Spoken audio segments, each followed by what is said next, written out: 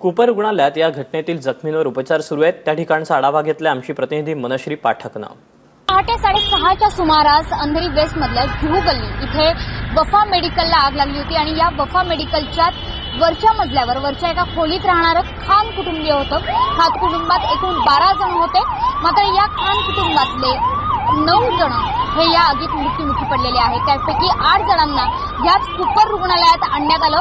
Cooper रुग्णालयात आल्यानंतर त्यांना मृत घोषित करण्यात आलेलं आहे आणि जी 9वी महिला गंभीर जखमी झालेली होती त्या 9व्या गंभीर जखमी महिलेला कस्तुरबा हॉस्पिटलमध्ये दाखल करण्यात आलं, मात्र काही वेळापूर्वी तिचा मृत्यू झालेला आहे। एकंदरीत खान कुटुंबामध्ये 12 जण होते, मात्र या 12 पैकी 9 लोकांचा मृत्यू झालेला आहे आणि 9 जणांपैकी 5 ही लहान मुलं होती, त्यामध्ये 3 महिन्यांचं एक बाळ सुद्धा होतं। त्याच्यामुळे मुंबईतल्या वाढत्या आगीच्या घटना, सुरक्षा यांचा प्रश्न पुन्हा एकदा ऐरणीवर आलेला आहे। अग्निशमन दलाच्या अधिकाऱ्यांनी हे सांगितलेलं आहे की अरुंद रस्त्यामुळे आणि अडकलेल्या दरवाजामुळे हे संपूर्ण खान कुटुंबीय आग लागली तेव्हा आतच अडकून पडलं आणि दुर्दैवाने या खान कुटुंबातल्या 12 जणांपैकी 9 जणांचा मृत्यू झालाय।